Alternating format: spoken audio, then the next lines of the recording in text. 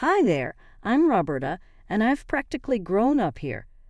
Everywhere you look, you see our family's wares, from dinner plates elegant enough for a royal ball to the mug you've used every morning for the last 10 years. It's been quite the journey, being present and witnessing and aiding my parents in the growth of their business. But one day, that all changed. Our next-door neighbor, Mrs. Wilson, from the bakery, stormed in wildly like a tornado cutting through twine. She always had a strange habit of barging in and demanding to see my dad, John, as if she owned the place. She barely knocked a shoe on the carpet before shouting, "John, I need to talk to you, pronto?" Even with the racket of my clanking the feel of a ceramic teapot into its slot on display, I paused with something short of an eye roll to watch not so silently. My dad cleansed his hands on his apron and glanced at me with eyes that seemed to say, "Here it comes." "Sure thing, Beverly. We talking 69 or 04? Here," my dad quipped. Mrs. Wilson cleared her throat, freshly magenta-dyed hair falling out of her scarf. "I'll be blunt about this, John," she said. "It's just about time we consider some bigger things about this little old business of ours, don't you think?" The voice she used was more than serious. It was as if her voice was just a tad too low to understand without asking her to repeat herself multiple times. Dad coughed awkwardly. "Merge, huh? That's quite a presumptuous suggestion, Beverly. What sudden reason do you have to harbor this thought at your mind?" But she wasn't done, leaning her body close to his. "I think we could make it even more beneficial for us by our kids, that is, Lucas and Roberta." I almost dropped the teapot. Lucas is a man in his 30s, and despite being neighbors, we barely speak a word. I could see Dad cup his chin and feel my heart plunge. They're both proper kids, and you know that. But marriage, they're how old and barely know each other. That's a bit steep, Beverly. I think they'll get along, I assure it. Plus, from a businessman's viewpoint, it's a smart idea. Dad sighed. "I'll talk to Miss Ann. She wants to merge the store and the bakery. She wants me to marry Lucas. I said, and my thoughts instantly reflected thoughts in verbal form. What do you think? I could not even imagine that. It looked like one of those old films, and getting married like that was not what I was dreaming about. "I do not know, Dad. Lucas is a nice fellow, but marry him. Maybe you need to meet properly, I suggest." "You know what? You do not need to make this decision right away. We will figure it out gradually," Dad said. So it all started. Lucas and I used those months to learn more about each other. There was something about him. He seemed to be polite at first, but later revealed that he cared about Mother's legacy. However, it was different, as if he was ready to repeat what she did, but in a more decent way. Our conversations varied from discussing her business affairs to personal matters. As a result, it felt more like a situation we discussed rather than a contract. However, the story developed further. Mrs. Wilson took care of everything, starting from the 3-candy cake from her bakery and up to the decorations she used for the windows with various items. One evening, we were discussing the guest list, and my mom came rushing with a thick stack of invitations. For a second, it felt like she was inviting the entire town over. "Roberta, dear, I have included some additional names in your guest list. Our company and I need them to be there," dropping the stack on the table with a thud that shook the floor beneath me. Kept my mouth shut, not wanting to start a fight. However, Lucas saw me clenching my fists and sneaked a hand below the table to give mine a reassuring squeeze. "She has no say in this. It is our wedding day," he whispered. The wedding flew by in a flash. I stood resplendent in my dress at the back of the hall, feeling more like a decoration in Mrs. Wilson's master plan than a bride. Dad walked up to me, a forced smile on his face. "You look beautiful, Roberta. Are you ready?" I smiled weakly back at him. Let's get it done with. In what felt like seconds, The ceremony was over, and Lucas and I were smugly declared as newlyweds. The reception was filled with loud chatter of Mrs. Wilson's cohorts who spoke more about our partnership and what we could create than our union. A few days post our nuptials, the merger was finalized. Both the stores were destroyed into that one big building, with one part being the bakery and the other the tableware section. And Mrs. Wilson was around the store on the opening day, running around as a general in her shop. "Roberta, honey, you've got to make sure those plates are aligned with the symmetry cells of the pastries." Mrs. Wilson's voice cut through the store like a precision knife. "Not quite there, honey. Fix it." I readjusted the plate, while Lucas spent his day in the bakery side, coordinating the bakers. "Hey, Robbie, the scone's gotta be fresh, do you hear?" he shouted over the noise. "I cannot hear this damned plates." "Just a day of the other side, loving the symmetry chaos," he shouted back. The springs seemed to be heavier than usual, and weeks assigned themselves into months. I began to skip half of my college classes for the sake of running the store front, helping in the bakery side, and signing all of the paperwork. One evening, she said, "Roberta, you're in business now. You don't need that degree. This is your life." She said it like it was final, her words sharp and impacts deeper than anything else. They rationalized living with it could save us money and make running the business more straightforward. However, this just meant more hours for me, and since we were a short walk from the store, there was not enough breaks from the constant oversight of Mrs. Wilson, and I was doing everything else. It started as a collaboration, but it increasingly felt like a takeover. On top of this, something irritated me more than it did usually. My dad was present less and less.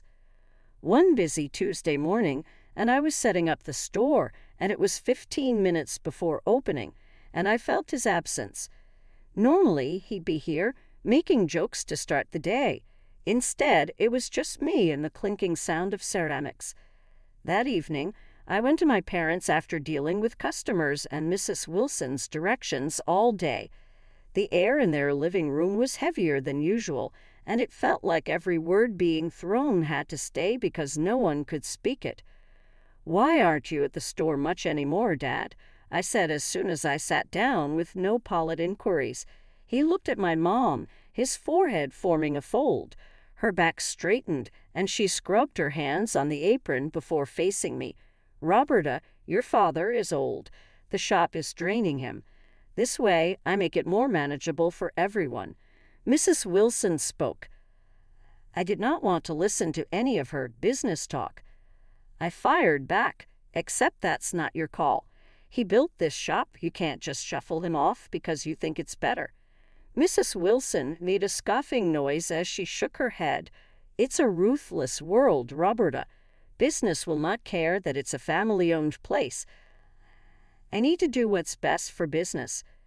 When the pandemic began, it felt like someone had taken the shop floor out from under us. Shop sales plummeted, and every day the bare aisles seemed to stare at me, telling of our struggle. During one of those cold shifts where it felt like things were terrible and might get worse, I made a choice. We could not continue sitting and waiting for things to get normal. "Lucas, we have to go online. We'll do delivery, get individual orders," I stated confidently, even though I was not sure. He seemed skeptical but nodded. "Judge for yourself, it might work. We should take it up the boss." However, I knew it would not be easy with her. Mrs. Wilson was used to operations this way, and online sales seemed risky. When Lucas and I brought the idea up, she shut us down. "We're not some tech company. We're what we are, we'll outwait it," she said, and shifted attention. I just could not watch everything collapse, so I started it anyway. After delivery was skipped, I used delivery resources to design an online dish community. I bought our accessory products and bakes at night after the bakery closed. Orders began slow, then more came. Keeping it hidden from Lucas and Mom was taxing. I was so tired, burning candles on both ends, between managing our secret sale and my day job at the shop. Nights turned to morning, and I often tiptoed home late after midnight. One night, as I entered without banging my door to prevent awakening anyone in the household, I saw Mrs. Wilson standing in the living room, her arms crossed and expression a combination of rage and sadness. "Roberta, where were you? Look at this house, and your father is asleep. Don't treat him so." "I've been working, Mrs. Wilson. We got a rush of online orders tonight," my voice worn out after too many nights like this one. "Online orders? What online orders?" Her tone sharp and accusatory when it's difficult to describe. I could feel the tension in the air, radiating as Lucas came down, drawn by the noise. "Mom, what's going on?" he inquired, the frustration and the feeling of helplessness reflected in his eyes. "Ask your wife what's going on. She's running some secret side business and neglecting all her duties around here," Mrs. Wilson interrupted, criticizing me in every word. Lucas' gaze met mine, expressing confusion. What's she talking about?" Sighing, I finally gave in, the feelings and fatigue of the last weeks slowly creeping up on me. "I've opened an online store. It's what keeping us afloat with the pandemic and everything. I thought she wouldn't have agreed, so I didn't tell you." Lucas's look was blank, the gaze alternating between me and his mom.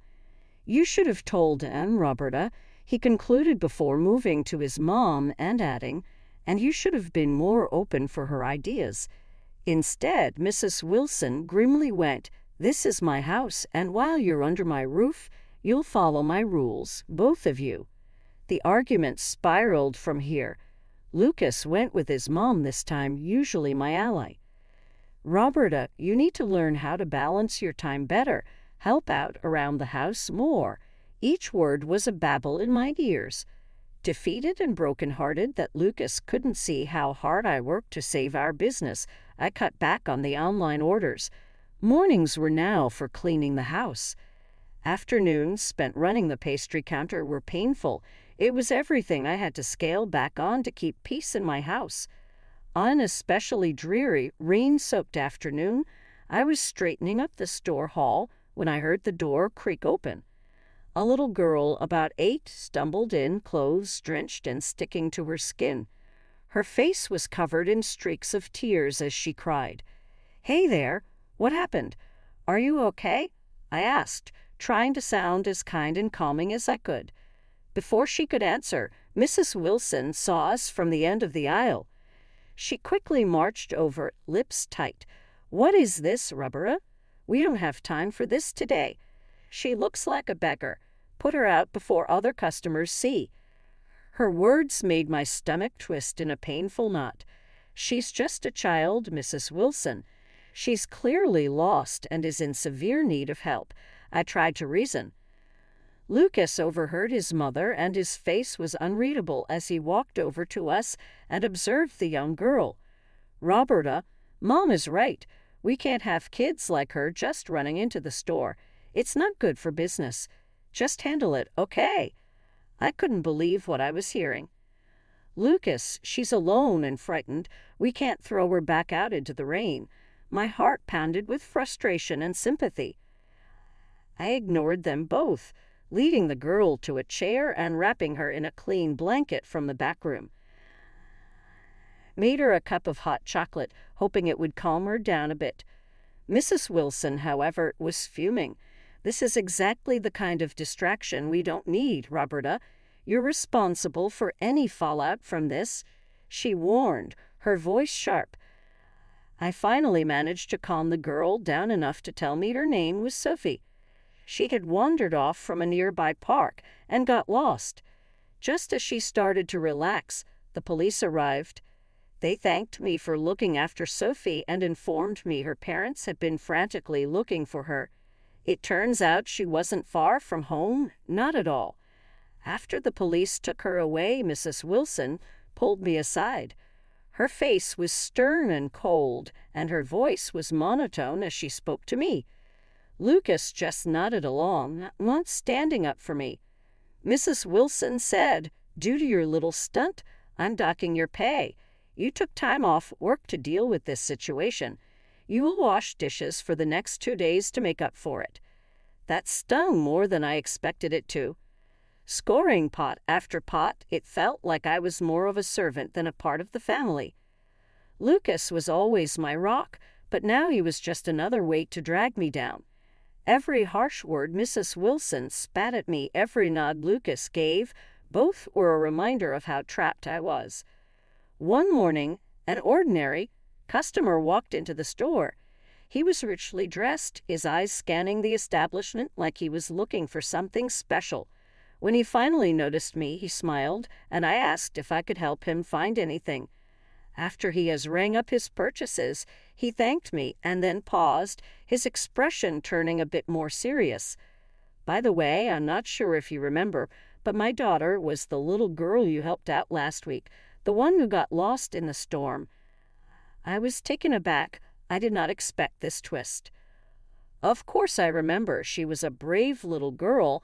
I'm glad I could help her," I answered sincerely. He smiled warmly and handed me his business card. "Well, I'm really grateful for what you did. If you ever need anything, advice or help with anything at all, just give me a call." I just looked at the card and noticed the term lawyer, Mr. Hayes. That piqued my interest, given the mess the store and the merger were in. Actually, there might be something. Could we maybe talk about a legal matter? Of course, about the business my father used to own with my mother-in-law. I ventured. "Sure," he replied with an encouraging nod. "Why don't you come by my office next week? We can go over everything in detail," he offered. Took him up on his offer, feeling a bit of relief and a bit of anxiety. In his office, I handed him the pile of documents my dad signed years ago, merging our family store with my mother-in-law's bakery. He went through them carefully, his brow furrowing more with every page. After a long silence, he looked up. "There are several significant issues here. The contract has multiple violations, which are quite concerning. I think we have a strong case here if you want to challenge this," and he offered to help me pro bono to set things right. At this point, I felt overwhelmed, but grateful once more. Thank you. I'd like that. It's just hard, you know. It's my husband's family, too." He knew. He nodded his head. "It's not only about business, it's your life we're talking about. You deserve to have control over that, and you won't be fighting alone." When I left his office, I felt hopeful and worried at the same time. Could I really go against my husband and his own mother? And what was the alternative, other than waiting for my parents' store skeletons from the inside, seeing the work of both of my parents being destroyed? This was the thought that clouded my mind as I came home that evening. I was still halfway through processing when I saw what I was greeted to. Our house was lousy, and there were several weekend guests who laughed, talked, and clinked glasses. I stopped, reeling in the sight before mother-in-law, whose face immediately gained half a serious expression. Within a few minutes, met a slightly drunk gaze with me. "Oh, there you are wandering the streets when you should be serving your guests," she bellowed from across the room. "It's your anniversary, Roberta. Don't you have any sense of duty?" My blood ran cold, and I scrambled as my face began to heat up in the room, not daring to meet anyone's gaze. The events of the day have forgotten my 1-year marriage anniversary completely. I'm sorry, I forgot. I didn't know it was today. I tried to apologize, but to no avail. She just got angrier and rosier and finally took a pizza box that was lying around next to me in a fit of frustration and stormed my way. I was able to dodge it when the pizza box I had held earlier fell onto the floor, completely useless. "Unbelievable," she shouted. Before I could say anything, before I even could fully process anything, Lucas came over. He too displayed the telltale signs of alcohol guilt. "Look at you, not even ready to eat. Wash up, for heaven's sake," he slurred, immediately letting all the wine from his glass spill over my hands and my shirt in a grotesque imitation. The cold wine seeped into fabric, staining my shirt. A shiver ran through me. The next moment, something broke. Something inside me, long-suffering and angry. Maybe it was finally sensing how these people dishonored me and my courage. Maybe it was just the wine running through me. But at that moment, I just could not take it anymore. Wiping my stained hands on my wet shirt and looking into the room, I spoke just loud enough for silence to spread around me. "I have seen a lawyer. I am filing for divorce, Lucas," I said. Lucas and his mother just looked at me as if though they saw a ghost. My mother-in-law walked closer, her voice filled with sheer ice as she spoke. "Who do you think you are? You think you can just—" I cut her off. I spoke louder, all eyes in the room glued to us. The tension was so thick in the room that it was almost tangible. "I am not finished." I swallowed and spoke as loud as I could. "I am suing to override the merger of the store. There has been a fraud, and the court has the documents I sent them. I will also be asking for financial compensation for everything I endured here," I said. The room was silent for one moment before my mother-in-law exclaimed in outrage. I did not wait for more. I quickly turned on the heel and headed upstairs to gather all my things. My mother-in-law followed me, but her voice was no longer cold and hateful. It was desperate. "Roberta, please, let's talk about this. You're overreacting." I stopped, turned, and faced her one last time. Without saying a word, I handed her the business card of the lawyer. "From now on, any communication goes through my lawyer," I said firmly. After that, I walked to our room, my fist tight, but my intentions clear. I only packed essentials, all that I needed to start over.